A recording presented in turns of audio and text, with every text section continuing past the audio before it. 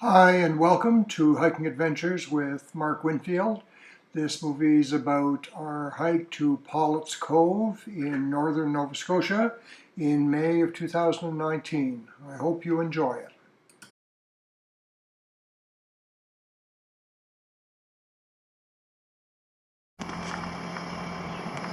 So we're in Pleasant Bay, just went to Timmins store, and we're at the start of the Red River Road. And Paul's a little bit upset that he didn't bring his rackets because he didn't realize there was a squash club here. It's 9 kilometers to Gampo Abbey, and a little bit past there is the trailhead. We're on our way in. We're not quite to the Abbey. We're traveling on this rough dirt road. Old rotted out wreck of a fishing boat. And over here used to be somebody's home. So we've arrived at the Abbey. As far as I know, this is the only Buddhist monastery in the province of Nova Scotia, but I could be wrong there. And it's not much further to the trailhead. We're a little past the monastery, and there is this monument that has some significance in, the Buddhist faith. A little kiosk here that explains the Stupa of Enlightenment.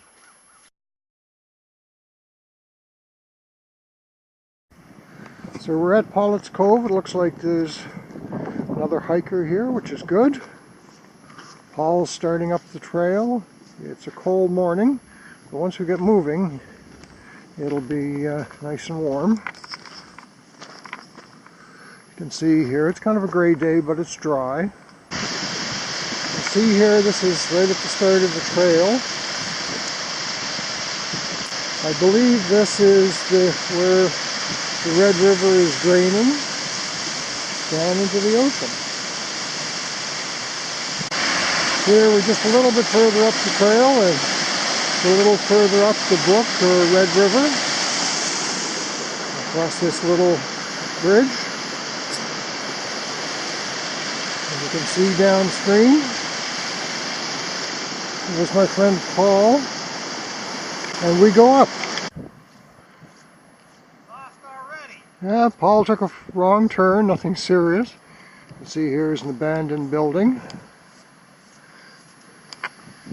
Is that horse manure, Paul? What's that? Is that horse manure up there? Yes, that's fresh too. They just brought them in. Yeah, we just found out this morning that the horses that I always understood were wild, in fact, are domestic, but only spend the 3 seasons here. Isn't that what they told us, Paul? Yeah. They're only wild part-time. Wild part-time.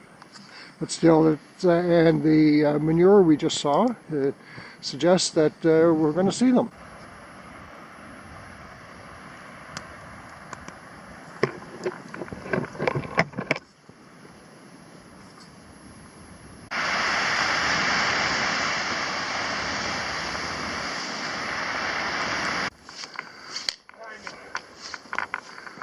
We're heading uphill. Trail is good, but it's uphill, which is always work. It's interesting, it's the middle of May and there's no leaves yet. And no Sherpas. And no Sherpas, that's right. Jeez. Paul's pack weighs about 25 pounds. Mine weighs about 30. So nothing too onerous. Speak for yourself.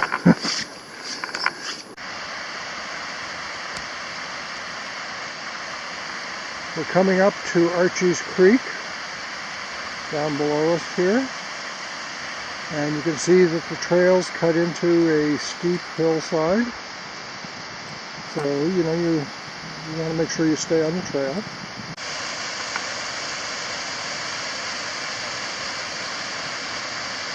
This is Archie's Creek. Now when I was here last summer, which was in July, there was less water around, and so there wasn't quite so much water flow, but you can see here there's a good amount of water. This is one of, I think, 3 creeks that we will cross. It's nice there's lots of water here because that means you don't have to carry that much.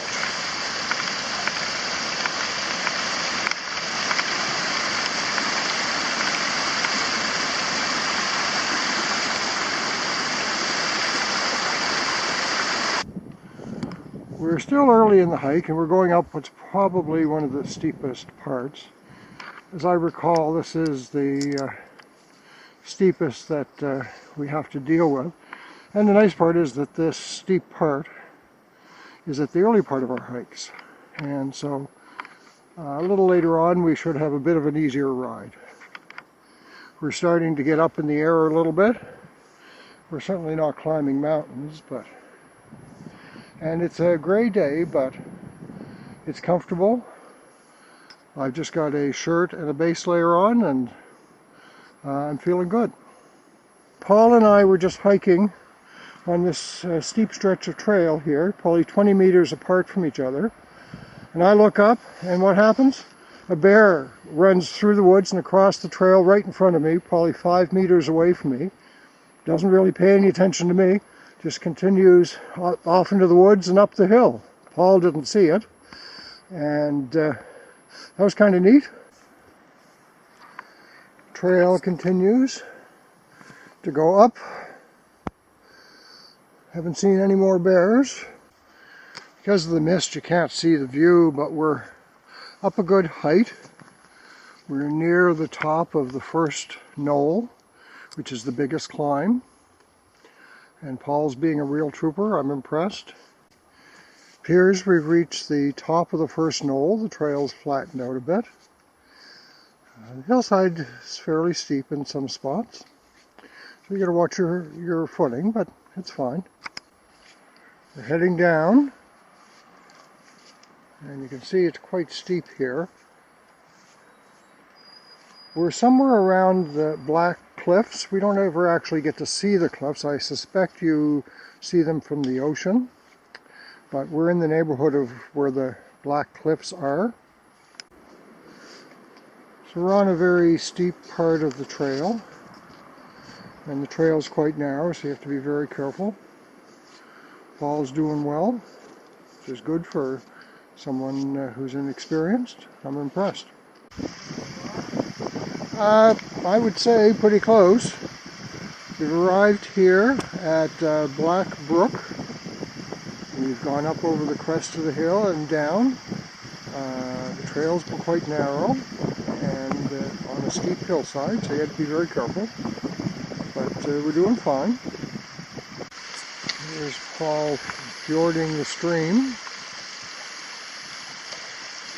He's come to realize how valuable hiking poles are.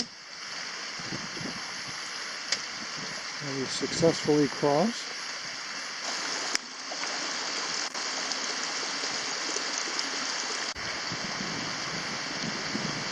We're taking a little break here by Black Brook.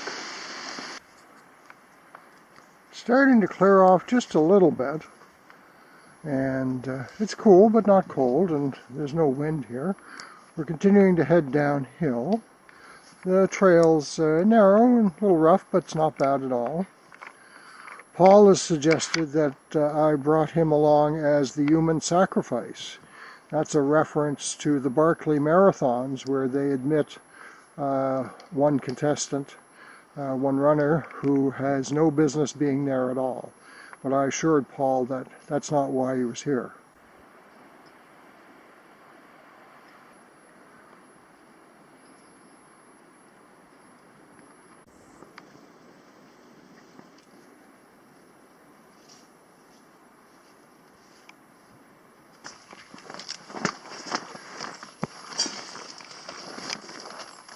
When we were through this section last July, This stretch here was all grown up with leaves and was about shoulder high, and all you could see of your fellow hiker was the top of their head above the leaves. But the leaves aren't out here yet. So we've come to a hillside. We're not at the Cove yet, and I presume there's a stream down at the bottom here. But in the distance there, if you can see it, there are a couple of large rocks and one spire sticking out of the ocean by the shore. And I believe those are the spires at the far end of Pollett's Cove. We'll see. So we're halfway down the hillside on our way down to Hillside Brook, which we believe is down there. And this is what we see, and it's a misty day, but still, it is just beautiful. And you know, the clouds are very low today. These mountains are not tall. They might be 1,000 feet, but it's just a gorgeous spot.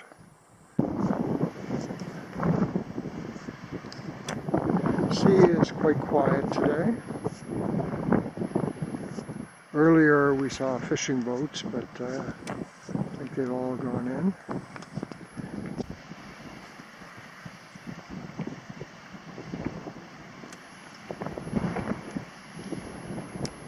Fishing boat, lobster fishing. So this is Halfway Brook. I believe the names I'm giving you of these places are accurate. I predominantly have gotten them from a 2001 map set that's in a topographic atlas I have of Nova Scotia. So it's about 20 years old, but there's no reason to think that the names would change. And springtime is still runoff. And if you look up in this direction, you may be able to see, I can see it, that there's still snow in the mountains. And that's no doubt causing some of the runoff from the stream.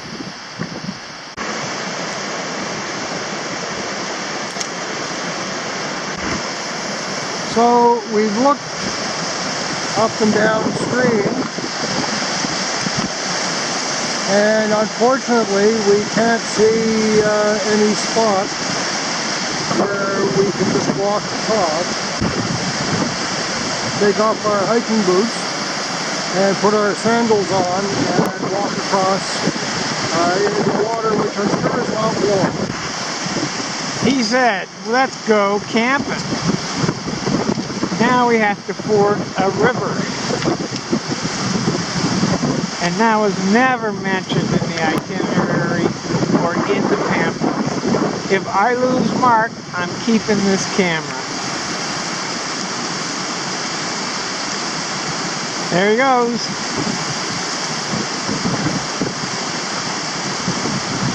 It looks like so much fun. The weather is in the single digits. It feels like winter.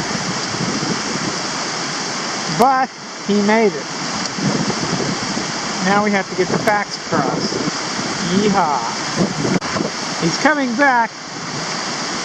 I'm expecting him to carry me back across.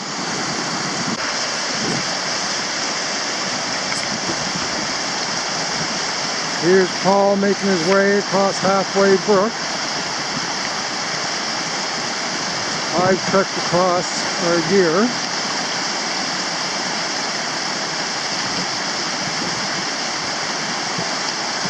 Not really that difficult at crossing, it's just really cold on the feet.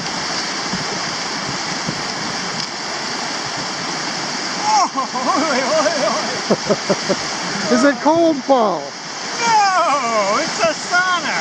It's a hot spring, right? Oh, yowzer. Boy, I'm going back to my office.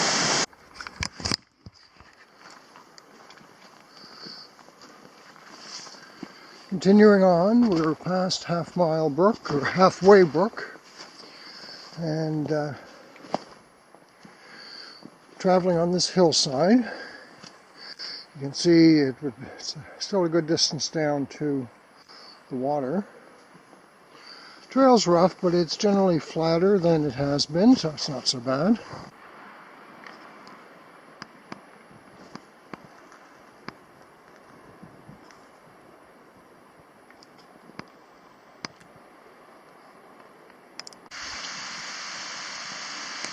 We're at a little stream that doesn't actually appear on the map, so I don't think it has a name per se.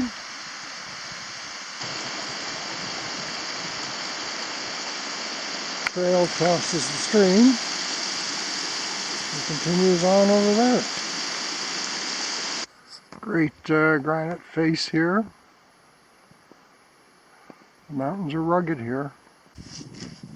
So we're at a gentler part of the trail, getting closer to the end, and the forest has changed. We're in a hardwood forest now, and still close to the shore.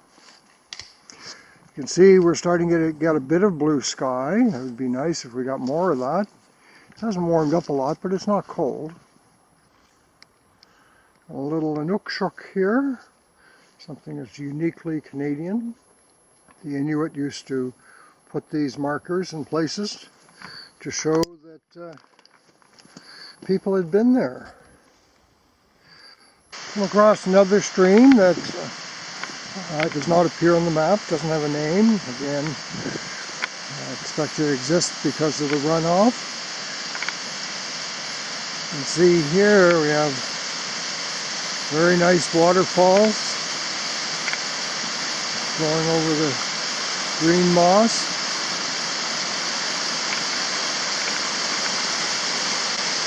Beautiful. There's Paul going up the trail.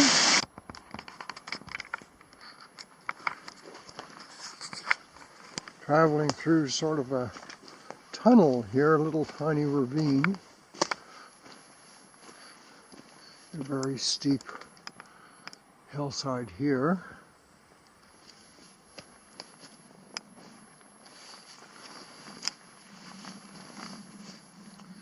And just a little bit of a rise of the land there.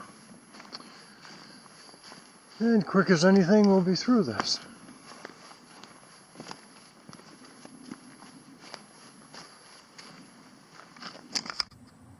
A lot of the trails on the way in are somewhat like this. You have a narrow trail and then a steep drop-off. So the trail is fine, but you don't want to misstep and step off the trail. This is our first really good view of Pollett's Cove. We're starting to descend into the valley. We've got lots of blue skies. It's beautiful.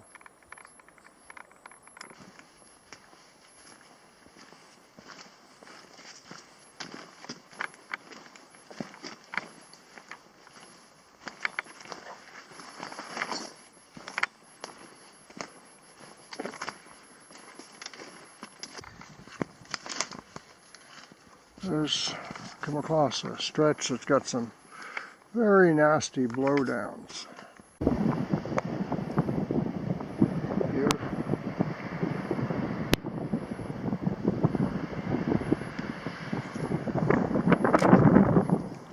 Trail goes this way. Yeah, this is a neat view, this vista here, because it gives you a real picture of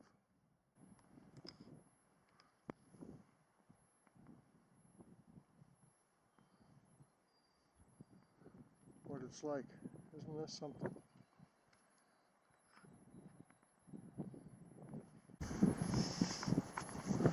We've got snow in the mountains here. My good friend Paul, who's not an experienced hiker but has fast become one, has survived. Half of it. Half I of gotta it. get friggin' out in the morning. Yeah, but tomorrow the motivation is at the end of the day there's a nice meal, nice room, and really nice scotch.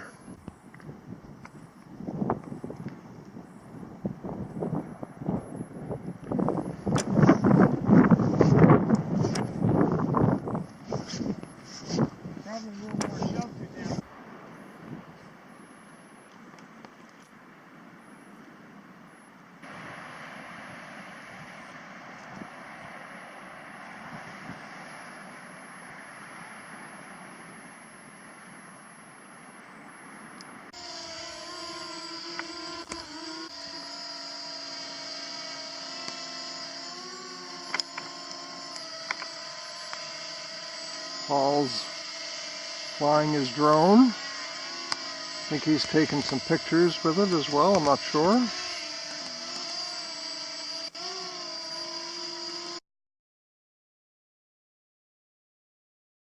Paul is down here on the beach playing with his new drone.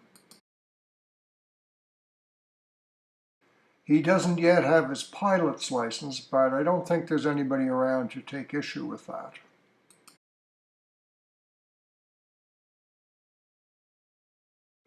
Very calm, no breeze, perfect flying conditions.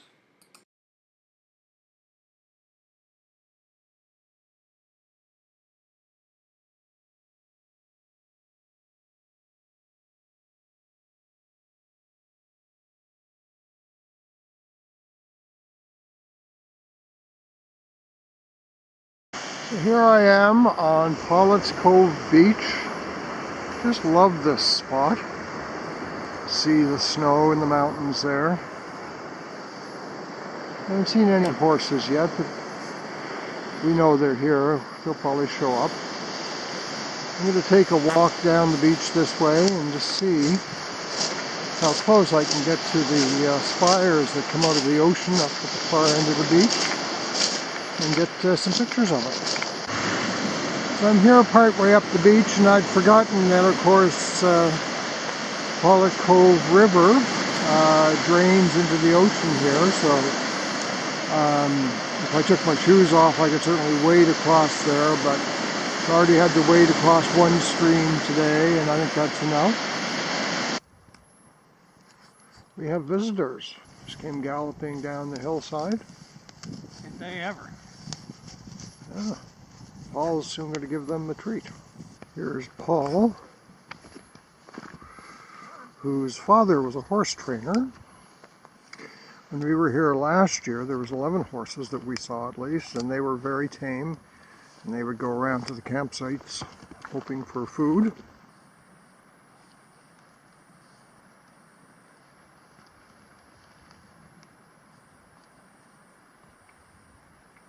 Oh yeah, he found the apple, and he knows where it came from. All of a sudden, look at that. Oh, one of them knows the way.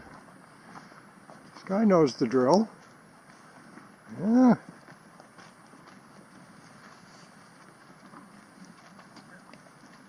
Look at that. Here's Paul with some more treats for his friends. See how this goes. I'm sure it'll go well.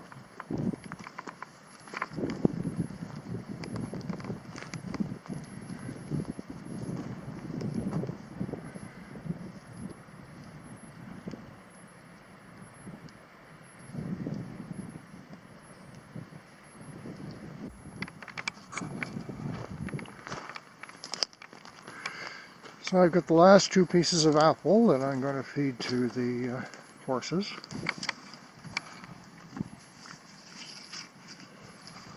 No, that's all I have. Yeah, that's all I have. Everybody's having a roll. Why do they do that, Paul? Scratch itself. I'm going to have a scratch. Oh, need another scratch.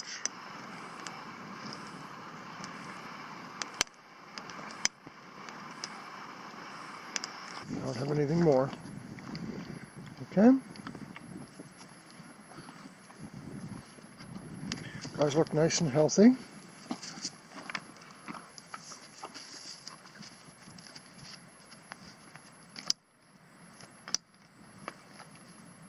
So I had told Paul about the horses that were here, and I had assumed that they were wild horses and wintered here. But we found out this morning that they weren't. Why don't you tell the story that we heard this morning, Paul? Apparently, whoever owns them takes them in the fall in to winter them close to here somewhere. And then just yesterday, I think, or the day before, brought them back out for the summer pasture. Which makes us wonder, what do these horses do to earn a living? Yeah. Apparently nothing. But hey, they're a good tourist attraction. Maybe the government pays the We don't bill know. in the winter. We don't know. On our hike in, the whole way there was fresh horse manure, which is why we say that these horses have only been brought back in the past day or so. And apparently they sometimes summer cattle here, I think she was saying. Yeah, she said occasionally there's cattle, though we've never seen or heard of that before. We could have used a hamburger. Yeah, we could have. But, one of the, is that a stallion, Paul? No, I don't think so. I'm not sure there's any males. I haven't looked closely enough. It's a mare, is watching us from about 20 or 30 meters and taking it all in. I'm sure they think we're very curious. So it's pretty cool. We saw some moose tracks today, but we haven't seen any moose. We saw a bear. Or I saw a bear. Paul I heard a bear. Yeah, Paul heard it. I saw it. Ran right in front of me. Seemed to be a juvenile, I would say, or a young adult. And he was just chugging along. Wasn't particularly interested in me. No. And who can blame him? And who can blame him? Yeah. That's right. And I'm okay with that. Yeah. Way over there, across the river, probably most of a kilometer from us, there appears to be a bear.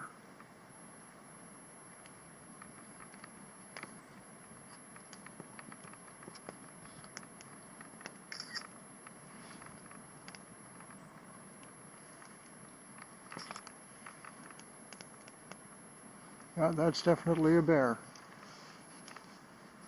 Well. That's our second one. You got to see one, Paul? Yeah. Yeah. A little nervous about that? Well. Happier if I didn't.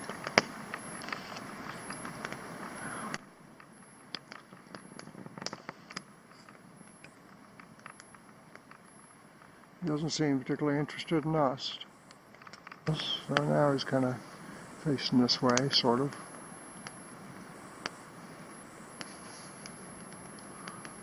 And now he's gone out of sight. So this is our bear bag arrangement. We basically built this little contraption to hang our food from. Unfortunately, there are no suitable trees anywhere near here. And plus we've had a bear prowling around over in that part, though I think he's moved on at this point. So we are just using good practice and putting our food up anyway, but this is the best we could come up with. We don't think he's going to be too interested in that.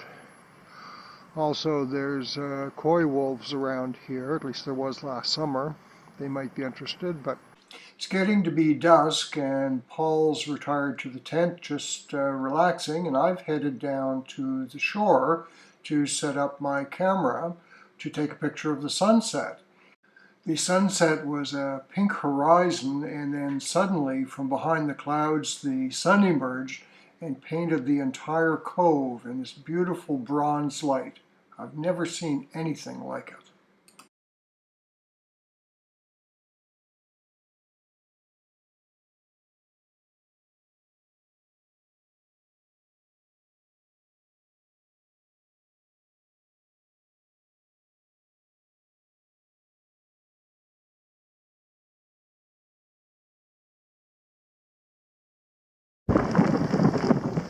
So here we are, Saturday morning.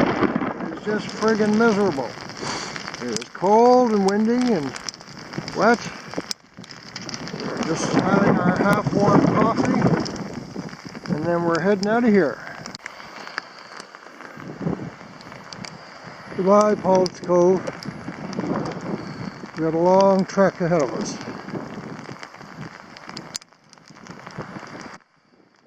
Nice if we would stop raining. So this section of the trail has got just a ton of blowdowns. So quite often we're having to leave the trail and do a minor amount of bushwhacking to get to the next part of the trail. Still wet.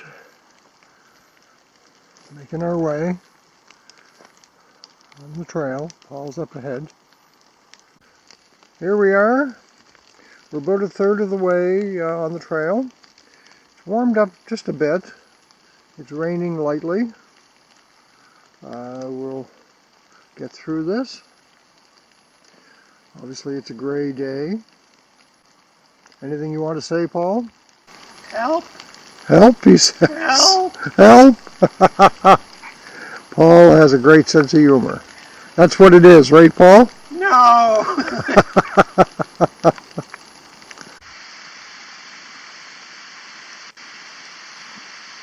Just past one of the brooks. One of those downs and then up again kind of sections of the trail. Still raining, but not much. Still cold, but not terrible.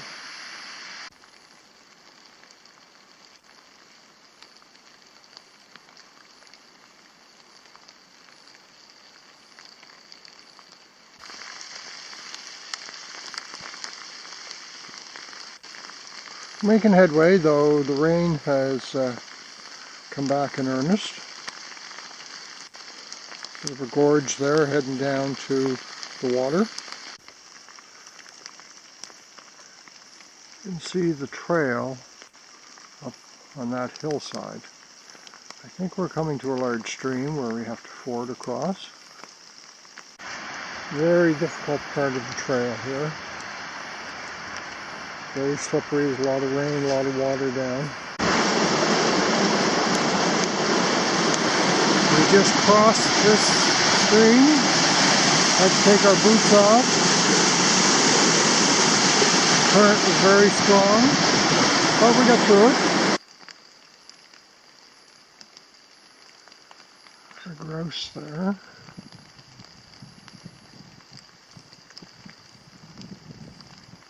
Got a grouse here going up that hill.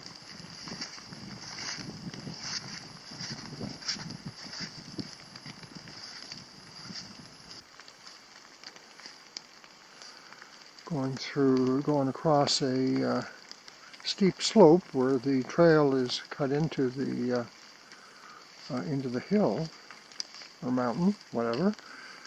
It's quite treacherous. It's wet, and here and there there's sticks and blowdowns on the trail, which doesn't help. But anyway, we're getting through, making headway.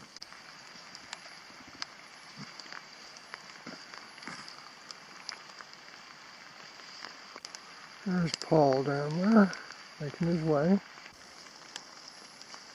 Getting close to the end, we're on the final descent.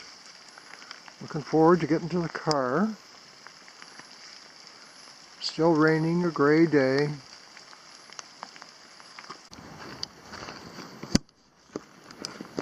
So we're arriving back at the car.